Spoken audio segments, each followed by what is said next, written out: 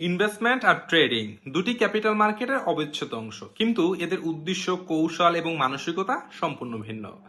একজন ইনভেস্টর দীর্ঘমেয়াদে একটি ব্যবসার অংশীদার হন, আর একজন ট্রেডার স্বল্পমেয়াদী প্রাইস মুভমেন্ট থেকে প্রফিট বা লাভ করার চেষ্টা করেন। সমস্যা তখনই শুরু হয় যখন একজন বিনিয়োগকারী প্রতিদিন ট্রেডিং এর উত্তেজনায় জড়িয়ে নিজের মূল পরিকল্পনা নষ্ট করে ফেলেন। শেয়ার বাজারের প্রথম লক্ষ্য হওয়া উচিত ক্যাপিটাল প্রিজার্ভেশন, এরপরে হচ্ছে সাস্টেইনেবল রিটার্ন। কারণ মূলধন অক্ষুণ্ণ থাকলেই ভবিষ্যতের সুযোগ কাজে লাগানো সম্ভব। তাই আপনার টাকা এমন কোম্পানিতে রাখা উচিত যেখানে ভবিষ্যতে earning growth, business expansion, strong cash flow এবং কর্পোরেট গভর্নেন্স রয়েছে, এর সম্ভাবনা থাকবে।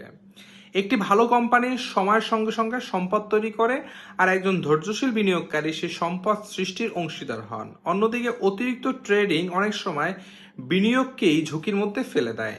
বারবার বাই সেল করার ফলে ভুল সিদ্ধান্ত, আবেগ, ট্রানজাকশন কস্ট এবং সুযোগ হারানোর ঝুঁকি বা রিস্ক বেড়ে যায়।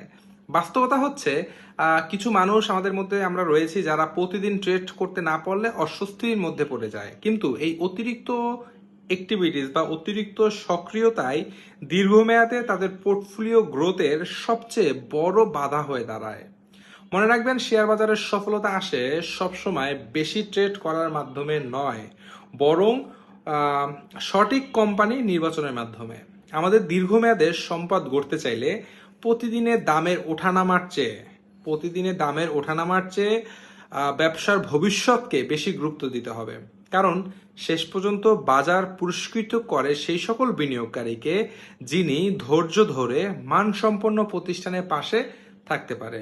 আমাদের সকলের বিনিয়োগ ভালো থাকুক, সবাই সুস্থ থাকুন। আল্লাহ হাফেজ।